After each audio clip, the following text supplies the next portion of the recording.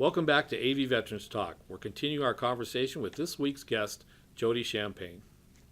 So Jodi, it's great because the people that watch this, they don't know what goes on during the break periods. So we have these very impassioned discussions as we're going there and stuff. So trust us, everybody, and stuff. It's worth the price of admission for everybody behind the scenes here to see what's going on. So it's good.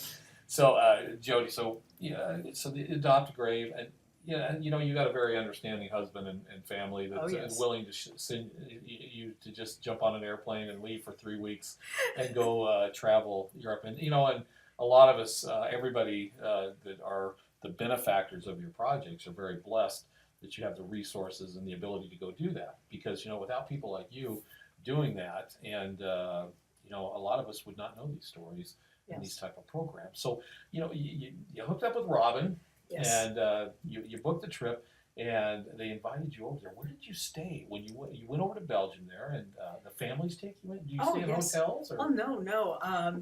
It's overwhelming what the people in Belgium and actually Netherlands have done for us and for me as well, and for Robin. But no, we are invited. We stay with Anmika and Dirk in their home. Mm-hmm. They the best words I can use is they really take care of us in more ways than one.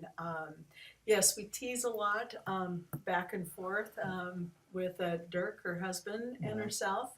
We've become very, very good friends, and but they really take their time, their efforts, their vacation time to take us everywhere.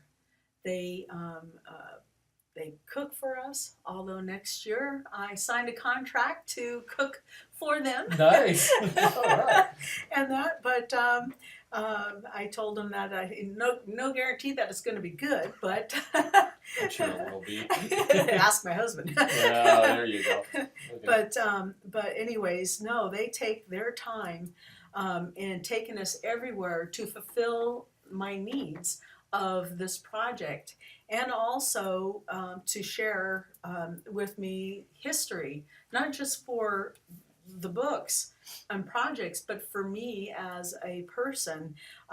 Normandy, for an example, the Battle of the Bulge in Bastogne, those aren't part of my new project. They're part of my last project, but it kind of completes the circle.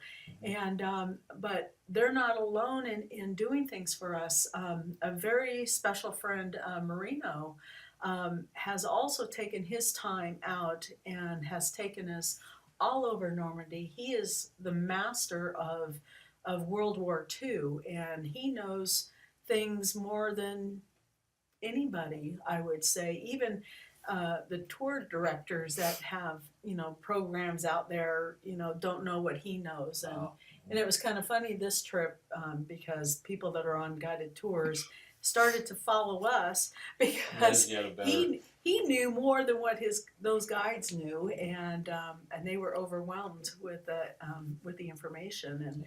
And one of the things I had told Robin before we left, and I told this to everybody last year when I went, is I was so overwhelmed with the kindness and the history and just the open arms and welcoming that I had received from everyone that I couldn't take it all in. I was so overwhelmed mentally that even though I was so busy every day last year, this year I had a little bit more of a break. But and so when Robin came with me this time, she was in that same position as I was last year, just so overwhelmed, and it's so hard to take it in because it's just so much for not only what they have done for us going over there, but what they do for our soldiers that have died for them.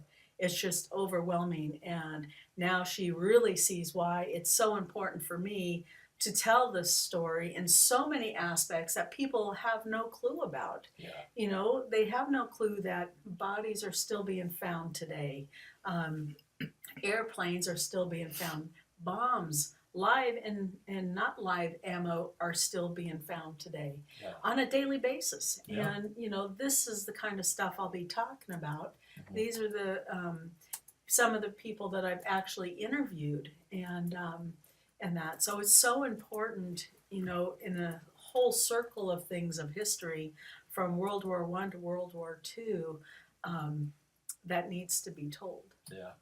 Isn't it amazing how, when you turn on your TV at night and or you read the papers or things like that, you don't see this side of Europe today.